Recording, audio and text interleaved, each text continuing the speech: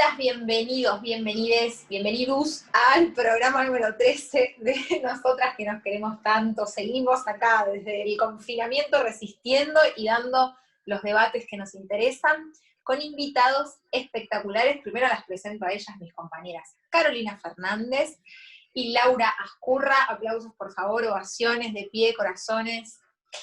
Y nos damos lujazos, como siempre, con invitados espectaculares. ¿A quiénes tenemos en el programa de hoy, Carito? Bueno, me salgo de la silla por contarles quiénes son nuestros invitados hoy aquí en Nosotras que nos queremos tanto. Ofelia Fernández, legisladora por Cava, por el Frente de Todos. Guillermo Fenning, actor y director en este mes de la distrofia muscular, por su película que dirigió y escribió, Carito.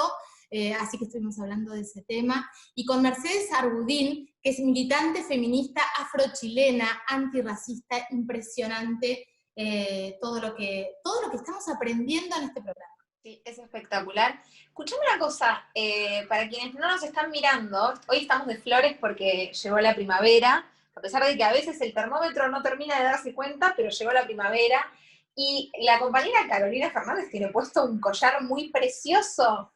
¿Qué es eso? ¿Vieron? Bueno, tiene como una piedra negra, redondita, como si fuera una bolita.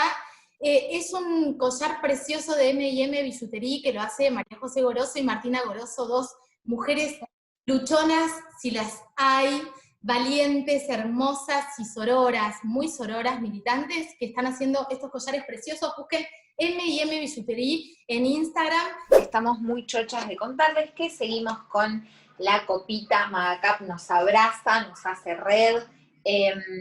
La copita, no nos vamos a cansar de decirlo para que todas se muden al universo de la copita, es de verdad un antes y un después en tu vínculo con la menstruación. En este contexto necesitamos tener conciencia y usar cosas que sean sustentables, amigables con el medio ambiente. La copita es espectacular porque dura entre 5 y 7 años, así que además económicamente es un golazo. Y después nos preguntan mucho respecto a los talles. Son 2 talles los que hay por ahora, probablemente salga alguno más, pero por ahora tenemos 2 talles, el 1 y el 2. El 1 es para quienes todavía no hemos sido madres, no hemos maternado, no hemos gestado, y el 2 es para los cuerpos que ya han sido madres gestando. Dios mío, es muy complejo hablar correctamente. ¿Se dieron No, cuenta? pero lo hiciste muy bien, amiga. Bien. Excelente, muy bien. No, porque no quiero dejar afuera a nadie, ¿viste? Los cuerpos gestantes, digo, ahí hay que tener mucha conciencia en el vocabulario, y bueno, por eso también me parece importante en este espacio ser minuciosas con nuestro lenguaje, y somos minuciosas también con lo que tomamos, Carolina. ¿Qué nos acompaña hoy minuciosamente? Muy minuciosas, y estamos muy agradecidas por estos maridajes hermosos que hacemos. Ahí me serví un poquito.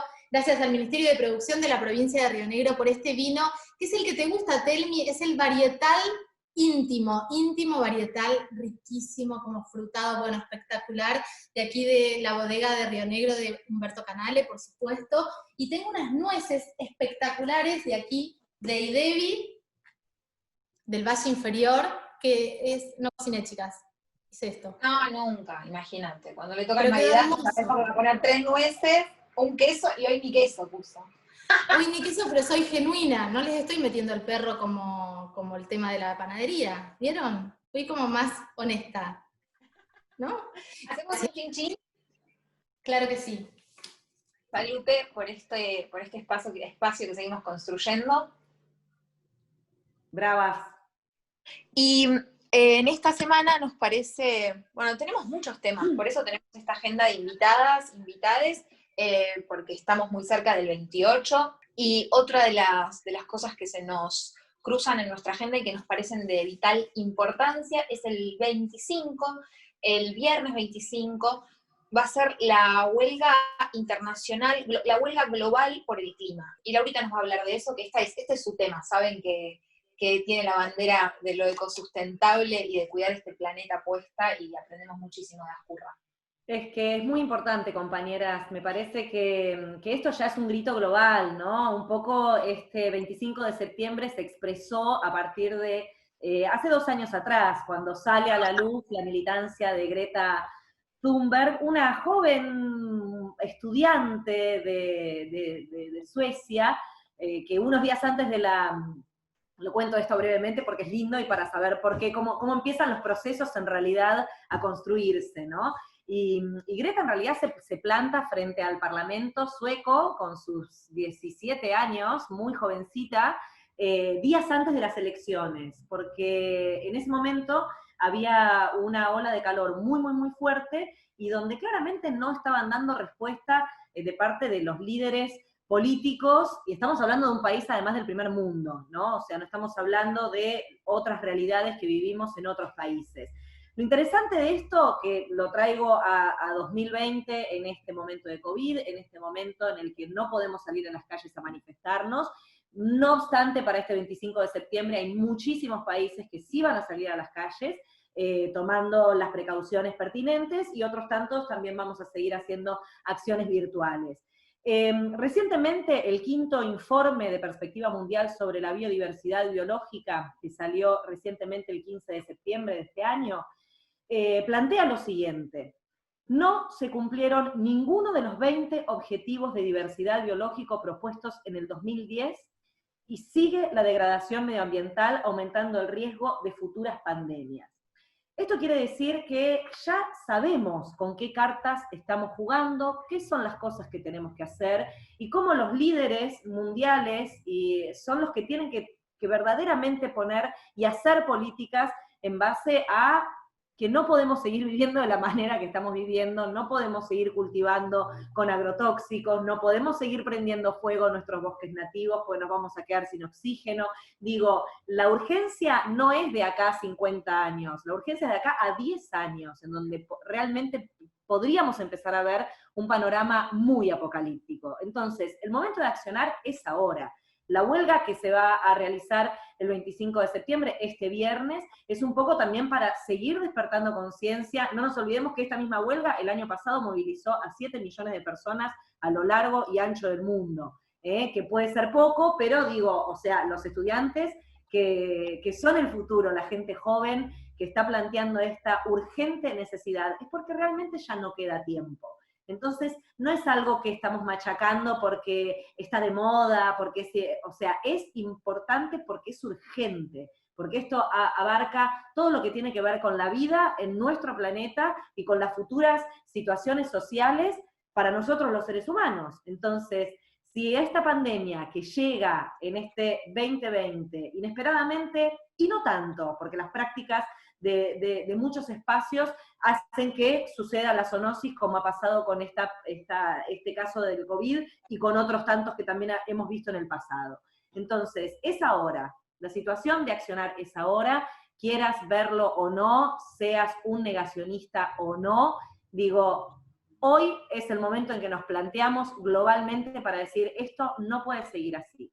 Con lo cual me parecía que es importante que nosotras también desde nuestro lugarcito tengamos la posibilidad de poder plantearlo, porque es así como vamos despertando conciencia, ¿no? O sea, no es para alarmarse, es para pensar que en lo que querramos plantear a futuro tiene que ser con políticas en donde regeneren el daño que hemos hecho, porque hay una vuelta atrás, lo que pasa es que hay que accionar ahora. Entonces esto sí tiene que ver con empezar a pensarnos con una soberanía alimentaria, lo que veníamos hablando en los programas anteriores también, ¿no? En entender que el suelo que trabajamos en nuestras tierras fértiles aún tienen que ser para alimentar a la población, y eso tiene que tener un planeamiento, ¿no? Hay una transición entre el viejo modelo agroindustrial, tóxico, que incluye los tóxicos, a un nuevo sistema en donde las prácticas ancestrales han resultado maravillosamente sin el uso de ninguno de los químicos, que bueno, inevitablemente convocan a un montón de corporaciones y, por supuesto, llenan los bolsillos de muy pocos a costa del sufrimiento de muchísimos millones otros. Entonces, bueno, nada, es una pequeña editorial para seguir reflexionando y seguir debatiendo este tema porque es urgente. No solamente importante, sino urgente.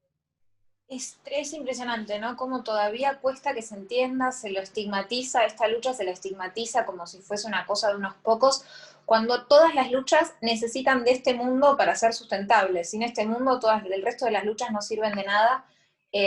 Ojalá que estemos frente al momento en el que se toma conciencia. En el medio de este contexto, ¿qué más necesita esta humanidad para darse cuenta que reventamos todo lo que teníamos disponible? Compañeras, ¿les parece que empecemos con el programa, con nuestra invitada, Ofelia Fernández? Bueno, programa número 13 de Nosotras que nos queremos tanto y nos damos el lujazo de charlar con Ofelia Fernández, la legisladora más joven de América Latina. Por un lado me da orgullo decirlo y por otro lado me apena, ¿no? Que recién ahora, 2020, recién ahora estemos dándole lugar a las juventudes. Legisladora, por supuesto, por la Ciudad de Buenos Aires, por el Frente de Todos, ex dirigente estudiantil.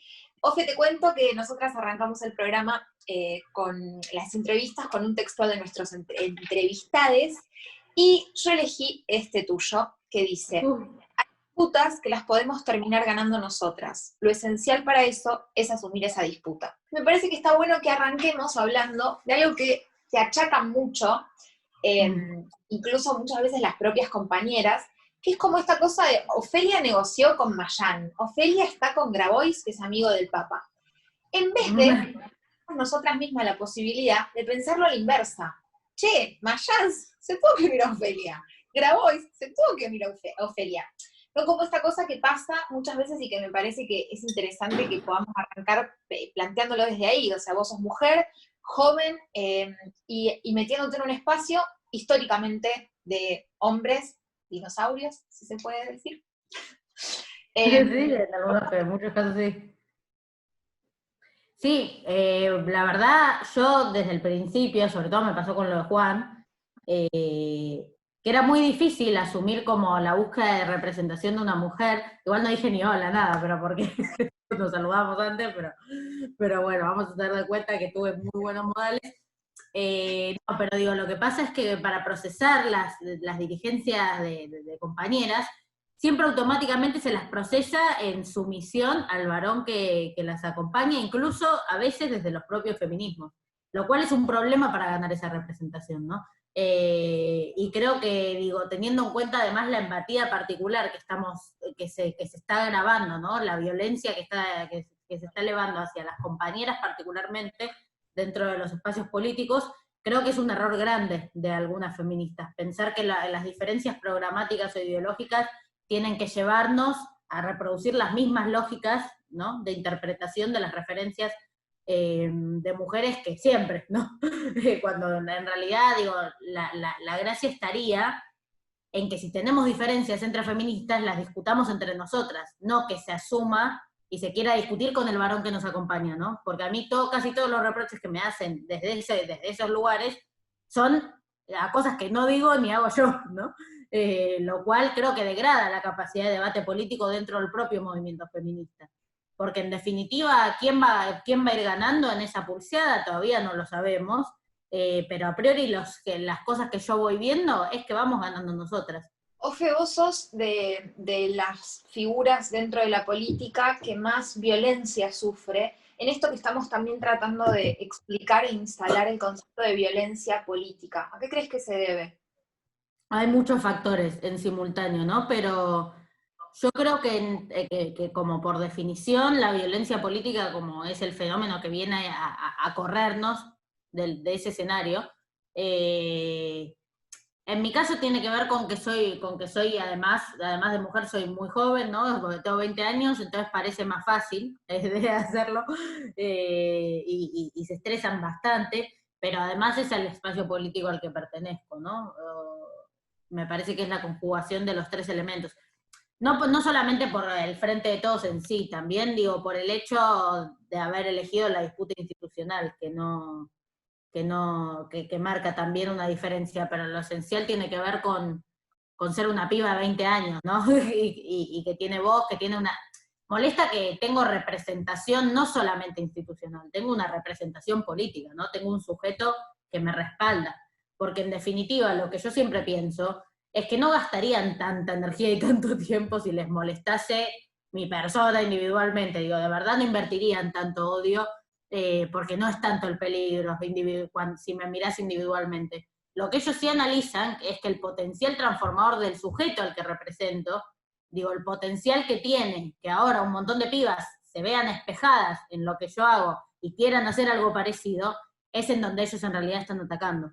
Quieren generar una sensación, quieren intentar disciplinarme a mí, pero incluso si no lo logran, no les preocupa tanto. Lo que más les preocupa es disciplinar a todas las que vienen atrás, ¿no?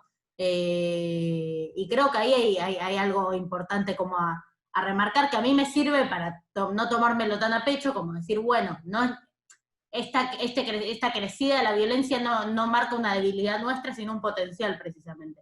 Es llamativo como asusta tanto a una pibita, ¿no? Hay como una cosa ahí que lo mismo que te achacan, que es que sos joven y que evidentemente se supone que por eso no tenés la formación, te reclaman el título universitario, pero además como si no formáramos parte de las juventudes de la sociedad misma y fuera necesario tener esa mirada, te achacan por cuánto cobrás, cuando además sos una de las, esto me parece importante decirlo, sos una de las legisladoras que dona más de la mitad de su sueldo. Lo que siento, y por ahí que está bueno que lo charlemos un poco, son las grandes contradicciones, o pequeñas contradicciones que se hacen inmensas en algunos escenarios, con respecto a cuando vos estás legislando por Cava, por la ciudad de Buenos Aires, en un momento donde se habla de la coparticipación, se le quita algún dinero a Cava para una policía, a la policía bonaerense, que también en este marco de cuarentena, viene históricamente, pero en este marco de cuarentena hizo las suyas y hasta se animaron a ponerle un revólver a la democracia, digo, en este reclamo con armas nuestras. Bueno, tengo distintas posiciones de acuerdo como a dónde pongo la mirada, ¿no? Porque lo de la coparticipación es una discusión que no viene a saldar solamente como el conflicto con la policía, es una discusión que viene ya de la campaña del año pasado incluso y de muy principio de año. Tiene que ver con básicamente recuperar para el resto de la Argentina puntos de coparticipación que Macri aumentó indiscriminadamente y por decreto en 2016, digamos, ¿no? Por el control que tienen sobre ese distrito, entonces básicamente por conveniencia política. Entonces, eso a mí, incluso siendo legisladora de la ciudad, me parece que es justo. Teniendo en cuenta que además yo en lo personal, dejarle recursos a Horacio Rodríguez Larreta, que no administra para la gente, digo, para con los que no hace programas de protección a pequeñas y medianas empresas de la ciudad, a los comercios, a los bares, a los centros culturales, digo, que no hace una ATP porteña, una IFE porteña, que no generó medidas sanitarias específicas para barrios populares, que no invierte en educación, que no invierte en... Digo, no voy a decir todo ahora, pero ya eso es igual, es su opinión personal y el presupuesto no se distribuye en función de eso, ¿no? Vale la pena aclararlo, pero no, me parece que responde como a una necesidad de equiparar los recursos a fines de algo que fue excesivo en su momento, en la repartición. Por otro lado está, digo, el hecho de con qué finalidad se anunció esa medida, y yo creo que está bien, digo, atender la necesidad salarial de ese sector, porque en definitiva son trabajadores, ¿no? Lo que sí me parece que es injusto es que la respuesta tan rápida y eficiente a ese problema viene porque se te amotinaron en la Quinta de Olivos y no llega para los docentes, para los enfermeros y enfermeras, etcétera, que tal vez, igual, tal vez estoy precipitada y también está previsto un aumento para ese sector, pero si no es así, creo que no damos un gran mensaje. A priori, si este año las condiciones de trabajo para la policía bonaerense aumentaron automáticamente, mejoraron automáticamente, y no para sectores que a mi parecer son cruciales, sobre todo en momentos como este, y no tienen el reconocimiento económico que les corresponde, ahí para mí habría un problema. Ofe, hablaste de las enfermeras y se vivió una situación tristísima y bestial en la ciudad de Buenos Aires. Sí. Digo, relación a enfermeras, vimos imágenes re tristes, en un momento donde vos decís, tenemos que reivindicar, tenemos que abrazar a toda la gente que le está poniendo el cuerpo a esta pandemia, y de repente represión, como también vos sos una de las que salen con la voz a visibilizar la represión a un montón de vendedores ambulantes, digo, a un montón de gente. ¿Cómo viviste lo de ayer? No, muy perverso me pareció, no lo podía, al día de hoy no lo puedo creer, como la cosa simbólica de que haya sido el día de la digamos, como cosas que son casualidad, pero decís, dale, por favor. La verdad me parece terrible, me parece que es parte, digamos, de algo que no sorprende en la Ciudad de Buenos Aires, pero que es loco que no se muestra. Pero sobre todo además, ahora que un sector de ultraderecha empieza a movilizarse, y lo vemos, incluso se ha empezado a movilizar en momentos de muchas restricciones, donde implicaba un riesgo mayor, mucho mayor, porque la movilidad en el resto de los ámbitos no era tal, y no pasaba nada, ni siquiera te digo, yo no quiero que repriman a nadie, honestamente. Quiero que, por ejemplo, protejan a un móvil de C5N al que le están tirando piedras y que están persiguiendo a sus periodistas para cagarlos a palos. Quiero que ahí esté la policía para frenar eso. Pero la policía ahí no aparece, no está. Y cuando son las movilizaciones, le reclaman algo al gobierno de la ciudad, no solo que aparece, sino que revienta a los manifestantes, arbitrariamente. Lo que también me parece importante, que me di cuenta ayer, es intentar también, cuando hablamos de estas cosas, no terminar anulando, omitiendo el reclamo de fondo, ¿no? Como que tampoco nosotros mismos reproducir una lógica en la que solo nombremos la represión, si bien hay que nombrarla, porque habla muy claramente de sus intenciones, sino que en que con eso recuperemos cuál es el reclamo de fondo, porque es parte, ¿no?, de lo que llevó a esto. Y es que la realidad de los enfermeros y las enfermeras es muy injusto, y tiene que ser además algo que el feminismo considere, porque es una tarea profundamente feminizada, y en ese sentido no es casual que esté más precarizada que otros trabajadores de la salud, digamos, ¿no? Pero hay un debate que también es principal en una situación como esta, que es que la ciudad de Buenos Aires lo que no está gastando en derechos, lo que no está invirtiendo en una vida digna para sus ciudadanos y ciudadanas y sus trabajadores y sus trabajadoras,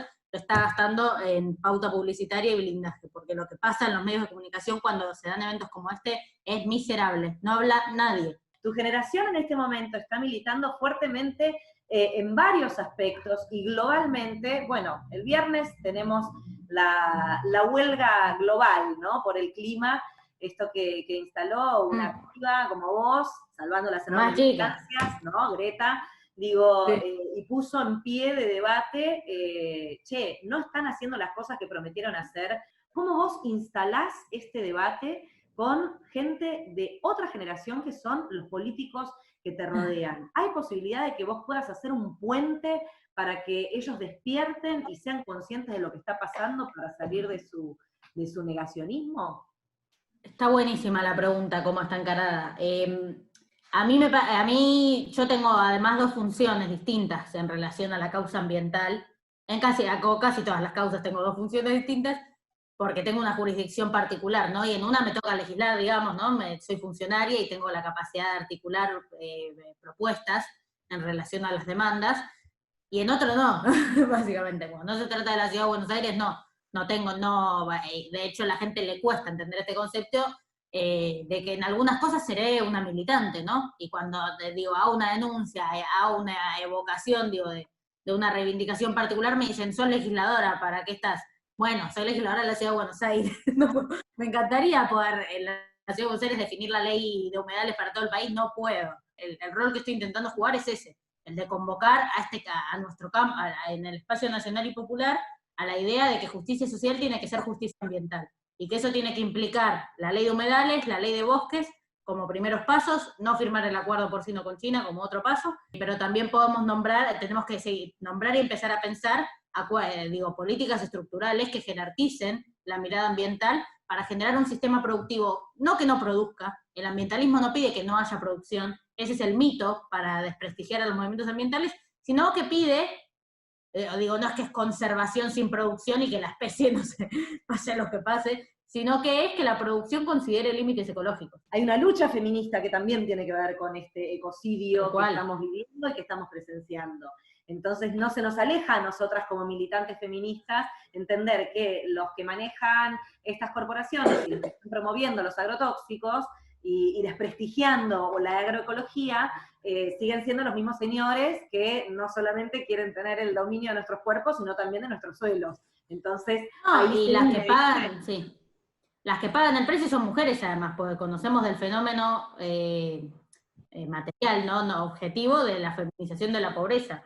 Y generalmente las que padecen los fenómenos como las inundaciones, los desastres naturales, los incendios, demás, son generalmente mujeres. Además de que las tareas de recolección y demás de o búsqueda de agua, además suelen ser tareas que también ocupan las mujeres en esas comunidades, y que con sequías y demás es un trabajo que se está volviendo como una carga cada vez más explotadora sobre sus hombros. Ofe, hablas de la agenda feminista y por supuesto para nosotras la pandemia irrumpió y nos frenó, nos quitó la calle como posibilidad, como espacio donde queríamos impulsar, terminar, ¿no? De darle el broche final a la decisión desde el Ejecutivo de plantear el proyecto de aborto legal, seguro y gratuito. Se nos va la compañera. Y sin la calle como lugar para ejercer presión, sentimos que se nos va el 2020, que no logramos tener el aborto legal, seguro y gratuito. En este contexto las mujeres siguen abortando. Yo entiendo, eso me parece que está bueno decirlo, que es que es interesante también que el gobierno no mande el proyecto y diga, no, nosotros lo mandamos, y que después no tengamos nosotras la calle como espacio de presión, que es un poco lo que hizo el macrismo, entiendo yo, diciendo, bueno, planteamos el debate y después que sea lo que sea. Entiendo que hay ahí una cuestión, pero ¿renunciamos al aborto 2020 y lo tenemos que pensar para el 2021? Yo estoy intentando no renunciar todavía. O sea, si bien ya igual está terminando septiembre y queda cada vez más lejos la idea de pensar que pueda pasar, yo sigo pensando que puede pasar. Lo que creo que está en consideración es básicamente esto que nombrás, ¿no? Como que la capacidad de lobby es la que tienen ellos. Nosotras lobby no hacemos, movilizamos, es nuestro derecho, digo. Es otra la relación con el derecho que tenemos nosotras que los antiderechos, precisamente. Entonces, creo que ahí hay un factor de mucha presión, ¿no? El de sentir que si como se pierde la mayoría, hay que esperar más tiempo, digamos, ¿no? Pero yo creo que esa tensión se puede saldar en tanto el movimiento feminista en su momento no construyó las movilizaciones por arte de magia, entonces, digo, sino por una capacidad estratégica superadora, en la que no veo imposible que podamos reproducir una campaña fuerte con otras características sin movilización. Digo, confío en que tenemos inventiva y que podemos generar mecanismos de presión.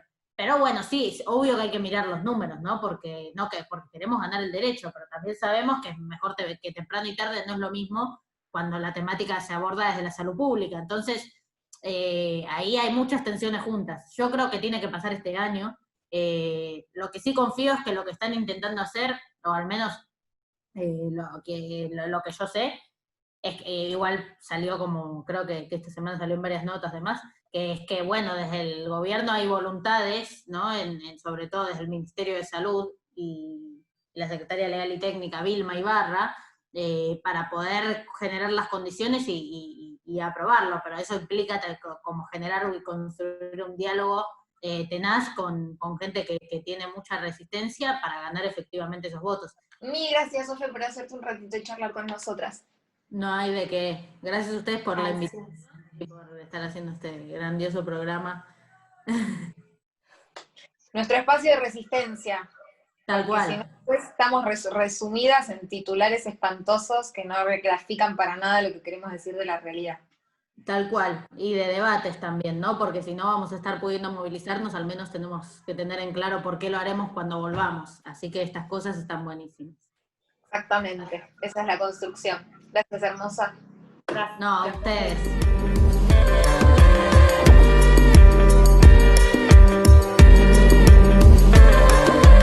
Bueno, en este programa número 13 yo ya estoy muy emocionada porque lo tenemos a Guillermo Fehling, actor, director, amigo, talentosísimo y pintarrajeado. Guillermo. Hola Lau, hola Caro, hola Telma. Bueno, les contaba que terminé recién un Zoom del colegio de la clase de plástica por el Día del Maestro de mi hija y teníamos que pintarnos todos. Y después pensé, no tenía poco tiempo, y pensé, bueno, salgo así. Y también me parece que podríamos salir así a la vida, cuando vuelvan las fiestas, ¿no? Como, me gusta pintarme así.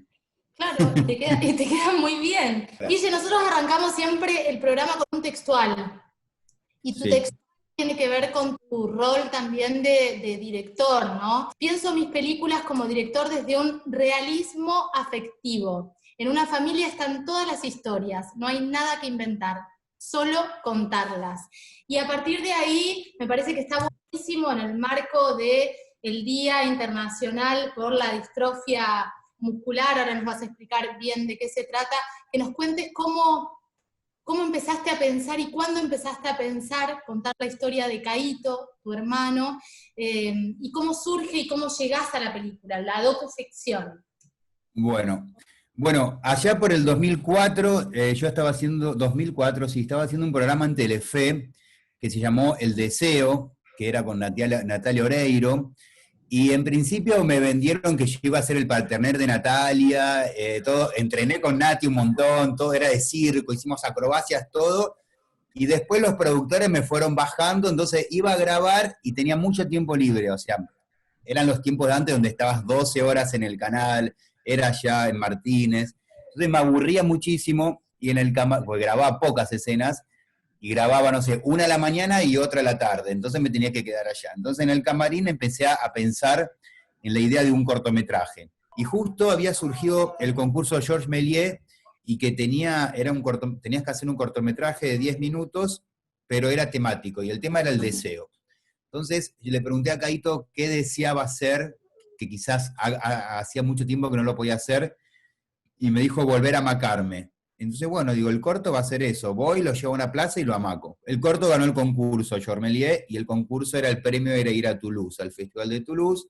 Allá en Toulouse, medio escopeteados los dos, pero contentos, estamos en París, estamos en Toulouse, gratis. Digo, hagamos una película, ya que salió todo bien. Y volvimos acá, eso era ya 2005, 2006, con la idea de empezar a escribir un guión, que lo empecé a escribir con Carolina Stegmaier, y en un momento yo había hecho Nacido y Criado con Pablo Trapero, y en un momento le mostré el material a Pablo, y me dice, bueno, a mí me gustaría producirlo si querés, y ahí arrancamos a hacer Caíto, la película, que fue un proceso más o menos de 5 años. Bueno, entonces ahí empezó esta idea de documental y ficción, más que como de ir para afuera, ir para adentro, digo.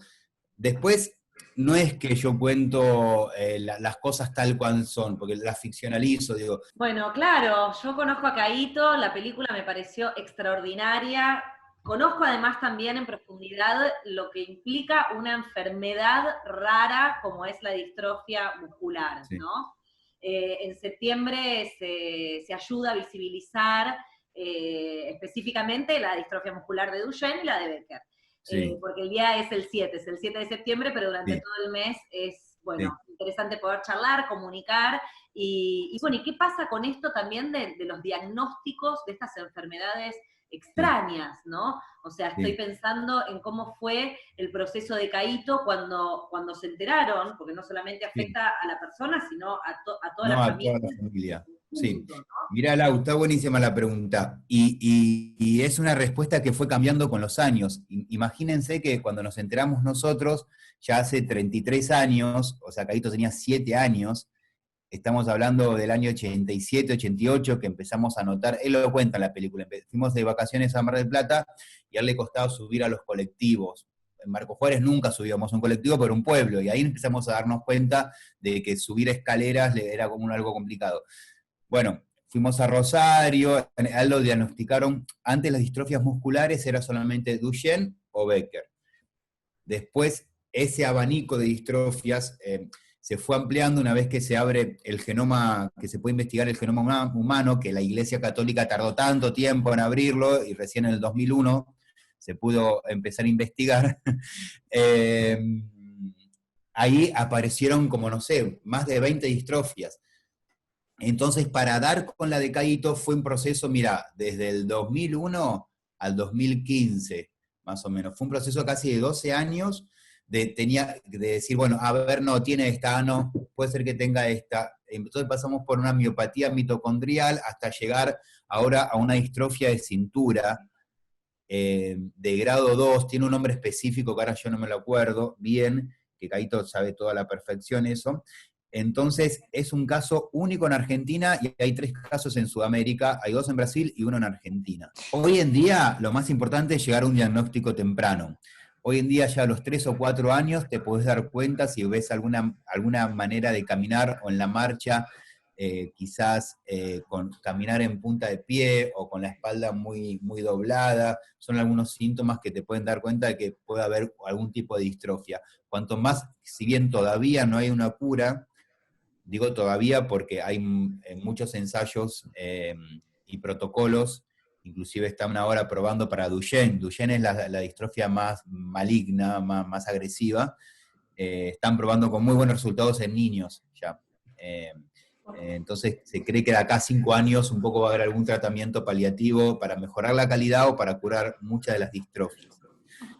Entonces todavía no hay una cura hoy, pero sí hay un tratamiento. Entonces cuanto más temprano llegue ese niño o esa niña a un tratamiento, mejor calidad de vida va a tener. En esta era en la que estamos hablando tanto del deseo, pienso, después de leer la Gacetilla, pienso en esto que vos hablás, de también hablar de la sexualidad de las personas que tienen este tipo de patología. Y hablás se habla del término ayudante sexual.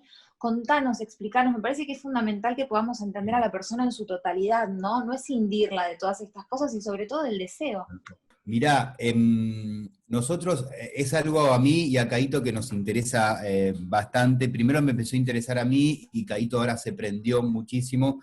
Yo ya en la película en Caíto hablábamos yo quería mostrar a una persona con discapacidad teniendo sexo, porque nunca se lo mostraba, o siempre se lo mostraba como angelitos, y algunos son tremendos hijos de puta también como todos, entonces como esta cosa de hacer un angelito a la persona con discapacidad también es una manera de discriminarla.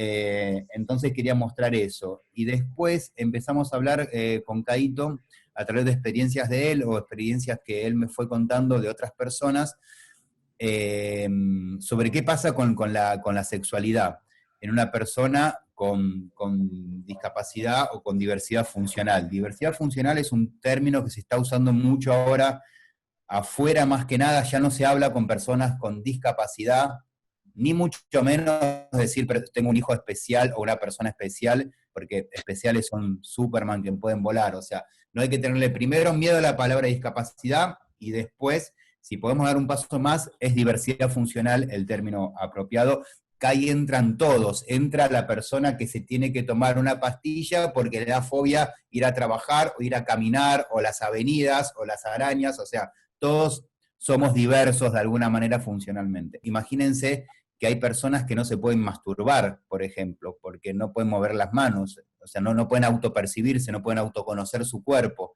Entonces, ¿qué pasa ahí? Hay un vacío legal enorme, en Francia, en España son pioneros en que reconozcan las obras sociales, reconozcan las terapistas sexuales para las personas con diversidad funcional. Entonces ahí también hay toda bueno, ¿qué son? Son prostitutas que se preparan para asistir a una persona con discapacidad.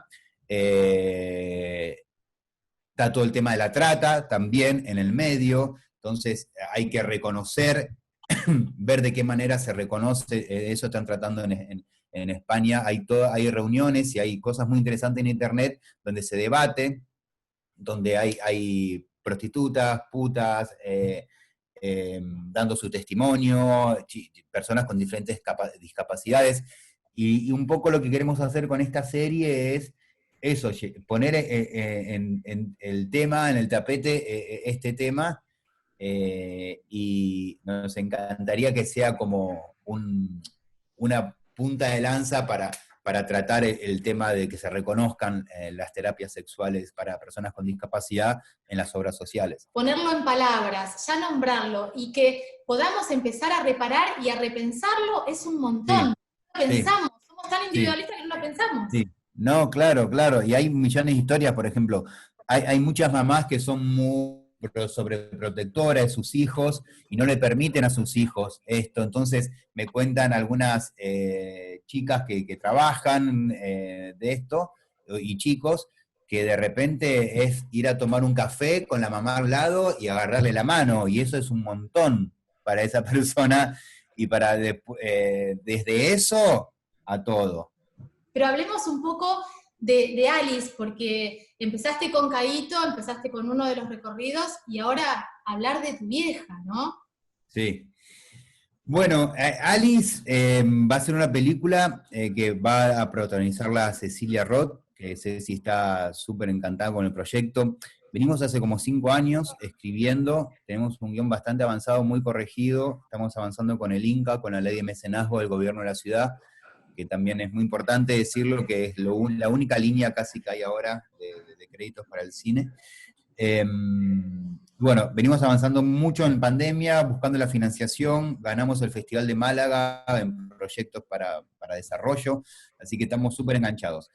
Alice, el germen es mi mamá, que fue una mujer muy bella y muy... Si te lo pones a pensar, Alice tiene muchísimo que ver con este patrón que exige el mercado y la sociedad y la cultura patriarcal a las mujeres a ser bellas, lindas, nunca envejecer.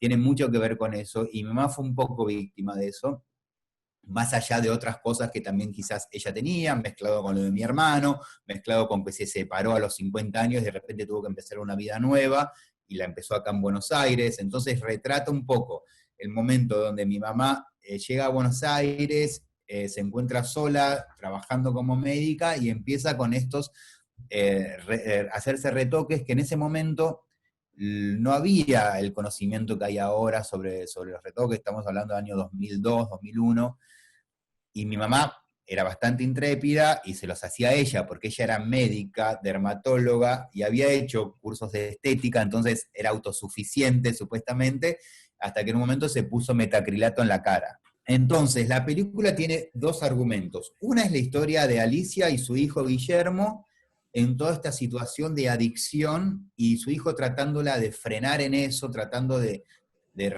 volver a recuperar ese rostro que Alicia quiere recuperar, que perdió, que es irrecuperable.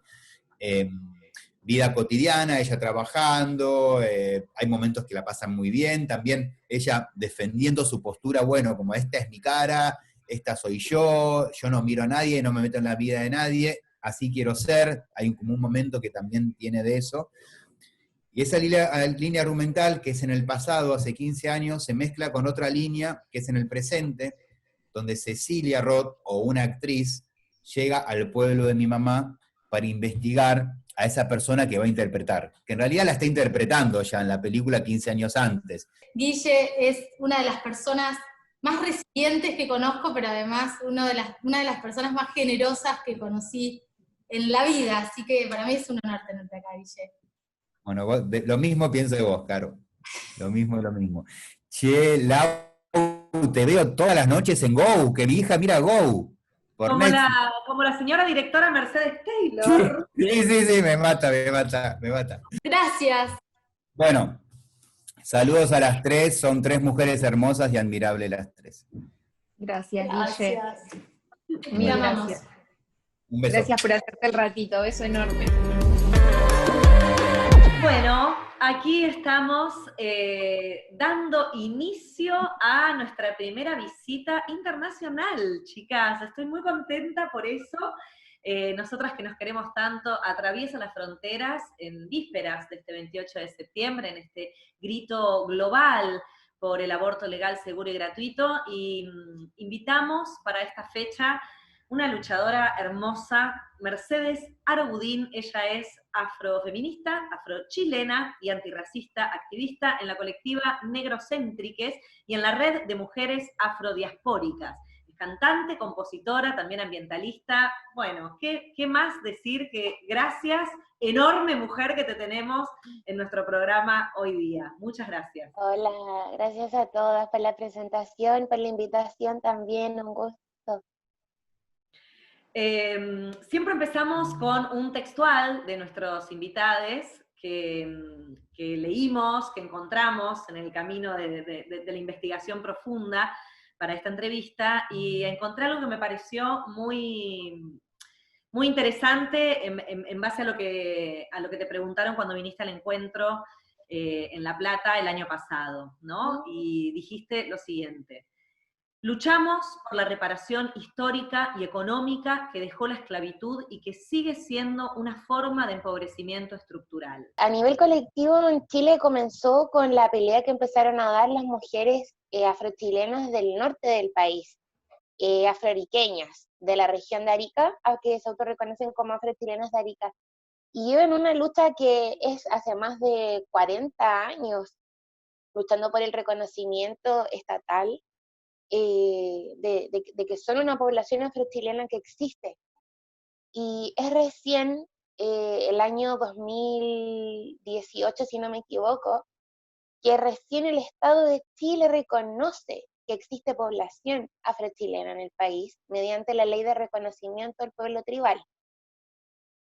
Imagínense la cantidad de años que estuvieron dando y batallando. Pero como el Estado de Chile le encanta poner ciertas trabitas siempre en la letra chica en las leyes, esta ley solamente reconoce a la población afrochilena que llegó durante la esclavización, es decir, durante la época de la colonia. O sea que todo el resto de población afrochilena más contemporánea, por así decirlo, no estamos reconocidos dentro de la ley.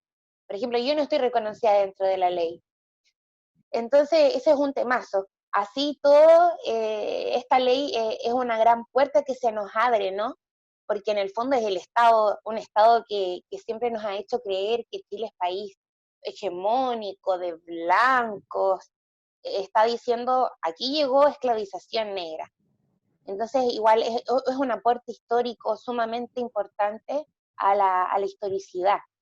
Y también para el presente. Con toda esta lucha de la población afrochilena del norte, es que googleando como tipo mujeres negras Chile, es que me encuentro con las mujeres afroriqueñas, el término afrochilena, y digo, wow, claro, yo soy una mujer negra que nací en Chile, soy afrochilena, y ahí empieza como todo un proceso de reconocimiento personal, y empiezo a encontrarme con más mujeres afrochilenas, y a colectivizarme con más mujeres negras y afrodescendientes que habitamos en el territorio.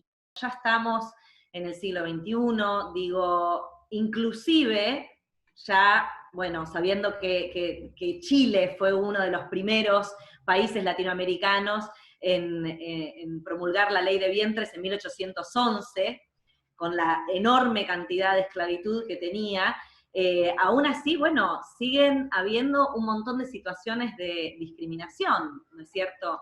¿Cómo se avanza en este presente y teniendo ustedes una ley tan nueva, cómo pueden hacerla valer? Está esta ley, pero en la práctica no existe un reconocimiento, es letra muerta, ¿no?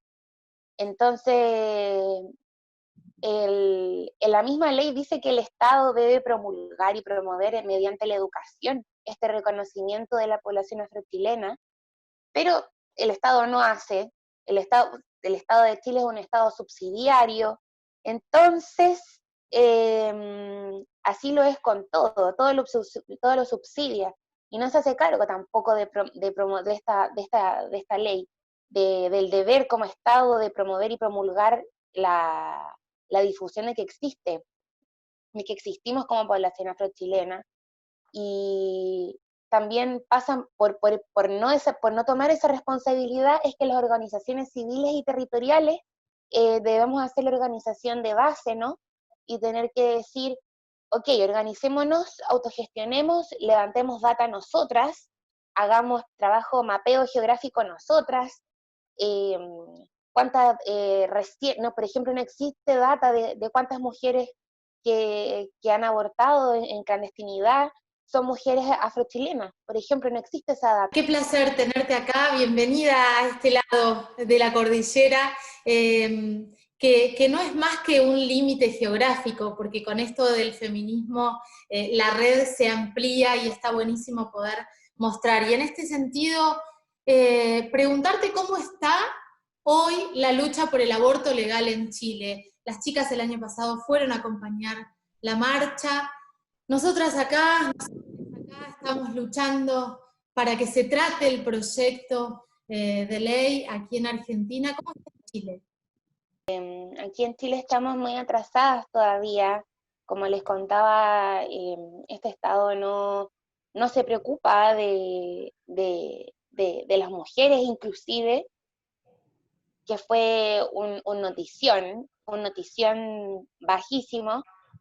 Este año pusieron de ministra de la Mujer y de Equidad de Género a a una mujer que fue partidaria de la dictadura. Así de terrible. Entonces, como mujeres feministas y aborteras, dijimos como esto no puede ser, o sea, es un mensaje de Estado terrible, terrible. Si es que yo me atrevería a llamarlo incluso terrorismo de Estado, porque en el fondo te están diciendo el Estado te va a perseguir, ¿no? Entonces, en cuanto a materia de aborto, ha sido muy complicado porque se nos juntó con el estallido social, entonces la lucha por los derechos reproductivos y la salud reproductiva aún no se ha reconocido como tal, aún existe el debate en la opinión pública y a nivel gubernamental sobre si es aborto libre o si son solo 3 causales, aún está esa disputa y también se está peleando porque existe una educación sexual integral también. Qué hermoso tenerte acá entre nosotras, aunque sea a la distancia. Yo les cuento a la gente que yo de aprendí, fue de las primeras compañeras de las que me tocó aprender, bueno, cuál es el lugar que tenemos que ocupar las mujeres hegemónicas blancas para no apropiarnos de una lucha que no nos corresponde, así que, y ella fue la primera en decirme esto que estás haciendo, de preguntar y decirme, bueno, ¿cómo puedo hacer? Y darme el micrófono, es una de las maneras. Y vos hablabas de la letra muerta de las leyes, y yo pienso en la letra viva, ¿no? Ahora hay una serie que es I May Destroy You, no sé si la viste, M. ¿No? Una serie en la que la protagonista es una referente muy fuerte del Me Too de Estados Unidos, y es una mujer que plantea en la serie, de forma muy breve lo voy a tratar de resumir. Es ella la escritora, es ella quien protagoniza, es ella quien dirige, y es una de las voces fuertes del Me Too, y dice, yo hasta que me di cuenta que podía correr peligros, primero me estaba preocupando porque era negra y pobre. Y cuando crecí y fui abusada, me di cuenta que tenía que preocuparme por ser negra, pobre y mujer. La triple opresión, ¿no? Me parece que ahí nosotras lo que podemos hacer es plantearlo, pero es a vos a quien le corresponde desarrollarlo. Opino lo mismo y me siento muy identificada en lo que cuentas sobre esta persona, porque a mí misma me ha pasado, como antes de preocuparme de si, incluso de si puedo abortar o no, de si puedo ir a pedirla a un consultorio público por la pastilla del día después o ir a una farmacia a comprarla, primero tengo que decir, soy una mujer negra, empobrecida sistemáticamente. Entonces, si yo voy a la farmacia, por ejemplo, y quiero comprar la pastilla del día después, lo primero que en el imaginario colectivo, como se cree que en Chile no hay personas negras chilenas, lo primero es como es migrante. Se asocia solo la negritud a lo migrante. Entonces, como, es migrante, viene a comprar la pastilla después porque, claro, las migrantes vienen acá, y las migrantes negras, vienen acá solo a tener hijos. En lo personal, y siempre lo cuento, me dan miedo de los centros públicos de salud porque existe un racismo brutal. Hay mujeres negras que en Chile han muerto por negligencias médicas solo por una discriminación racista. Bien. Entonces, así es como podemos ver lo que dice Telma, como se cruza siempre el empobrecimiento, el ser una mujer negra y la salud, en todo lo que abarca, más allá de los derechos sexuales y reproductivos también. Yo te escuchaba en este relato y enseguida nos vino seguro que a mis compañeras también, porque la semana pasada estábamos hablando de un asentamiento en donde hay un montón de mujeres, de madres, de familias que no tienen tampoco ninguna situación para poder atravesar lo básico en una pandemia inédita como la que estamos atravesando y que dejan descubiertos todas otras falencias. Pero bueno, como nosotras siempre decimos, la revolución será feminista y antirracista, por supuesto, ¿o no será? Lo que dice Angela Davis, ¿cierto? Que no basta con no ser racista, es necesario ser antirracista. Y eso es una práctica cotidiana, porque implica estar observando, estar alerta, qué posiciones ocupan las personas negras con las que me estoy relacionando. ¿Están sirviendo para mí o no? ¿Estamos compartiendo los mismos espacios, la misma calidad de persona? y una serie de otros cuestionamientos que uno se empieza a hacer siendo una persona no negra, me imagino. Y eso es súper importante porque ahí es cuando uno, claro, empieza a reconocer sus privilegios y cederlos. Bueno, sigamos luchando juntas, compañeras, porque la lucha es cruel, es mucha, pero estamos unidas y así será en esta enorme red invisible y también visible que conformamos en este movimiento. Les propongo que cerremos esta nota con un pañuelazo virtual,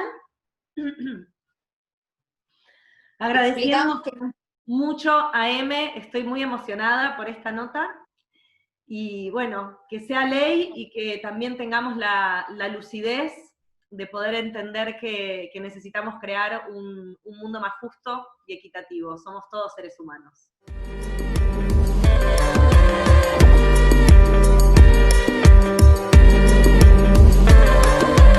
Llegamos al final de otro programón tremendo. Las invito, compas, a que nos pongamos el pañuelo, mano izquierda al lado del corazón, el pañuelo de la campaña por el aborto legal, seguro y gratuito en Argentina, y que se está propagando por todo el mundo. Hemos logrado que en América Latina también sea el pañuelo verde el que se usa. Les contamos a nuestros espectadores que nos parecía importante hablar de este tema porque estamos muy cerca del 28 de septiembre, que es el Día por la Acción Global para que los estados tomen partido y garanticen el aborto legal, seguro y gratuito. Nace a partir del quinto encuentro feminista de América Latina y el Caribe, pero ahora se toma como grito mundial, entendiendo la responsabilidad que tiene el Estado en una cuestión que va mucho más allá de las ideologías, va mucho más allá de las creencias, es una cuestión de salud pública, porque el aborto no sea legal, las mujeres no dejamos de abortar, así que este día nos parece importante para visibilizar eso. No nos parece a nosotras, es una historia, somos hijas, yo creo mucho en que somos, esta es la revolución de las hijas, y ese concepto de hijas habla de la historia, ¿no? De la historia de la que venimos y de quienes heredamos esta lucha. Esperemos que este año podamos finalmente tener el aborto legal, seguro y gratuito en nuestro país, y por eso nos pareció importante armar esta agenda, este programa, y la queríamos tener a Ofe Fernández, y por eso les pregunto, compas, ¿qué les pareció? ¿Qué sensación les dejó Ofelia? ¿Caro? Bueno, a mí me pasa mucho que al escucharla a Ofelia pienso en su lucidez, en su contundencia, en su formación, en esta seguridad que tiene para expresar y para luchar e invitar a los jóvenes a participar desde el lado que está bien, pero lo digo no desde un lugar moral, sino desde un lugar casi utópico, ¿no? De que queremos un mundo mejor, y también arrastrando de la mejor manera a los jóvenes para este lado, porque mientras vemos a una Ofelia así, vemos a muchos adultos llevando a los chicos, a las chiques, para lugares oscurísimos, digo, intentando de que tengan el mejor auto, porque eso es lo que va, saliendo, como decía Juan Grabois, de caño para conseguir lo que querían, sumidos en las adicciones y en la venta de drogas, como las series que vemos todo el tiempo. Digo, tener referentes de esa edad, 19, 20 años, que hablen de esa manera, a mí me conmueve muchísimo como mamá, como mujer, y deseo profundamente que todos los chicos la escuchen, que las chicas la escuchen. Bueno, para mí es muy inspiradora, o sea, me generó inspiración, me genera inspiración escucharla, es realmente, si eso es el futuro, bienvenido sea. Creo que independientemente de cualquier situación partidaria, esto también me interesa aclararlo, ¿no? Porque a veces es como, che, no dejemos de valorar, por favor, a esta mujer impresionante y además muy valiente, es muy joven y muy valiente. Entonces, máxima inspiración para mí, Ofelia, genial. A mí me provoca mucha admiración y me encanta que ella sea referente de esto, ¿no? Yo mencionaba la revolución de las hijas, concepto que me parece que está bueno ponderar porque habla de la conexión que tenemos y la capacidad de dialogar entre nosotras. Este, de hecho, es un espacio en el que nos ocupamos mucho de eso, de poder dialogar incluso teniendo miradas distintas, uniéndonos en los puntos en los que estamos de acuerdo, y de todas de diferentes generaciones, ¿no? Las más jóvenes aprendiendo de las más grandes y de las batallas que tuvieron que dar, sin recriminarles, al contrario, agradeciéndoles por haber sobrevivido a tantas otras formas de maltrato, y todas trabajando en conjunto. Y Ofelia me despierta eso, una admiración impresionante, porque miro y digo, tiene 10 años menos que yo, y toda esta potencia, y tenemos tanto para aprender de ella, y ella la humildad para aprender de las más grandes. Así que me parece un bello referente de este momento histórico que estamos atravesando. Y queremos invitarles, vamos a cerrar el programa con el lema de la campaña por el aborto legal, seguro y gratuito en Argentina, diciendo que queremos educación sexual para decidir, anticonceptivos para no abortar, y aborto legal para no morir. que sea ley. que sea ley. Que sea ley.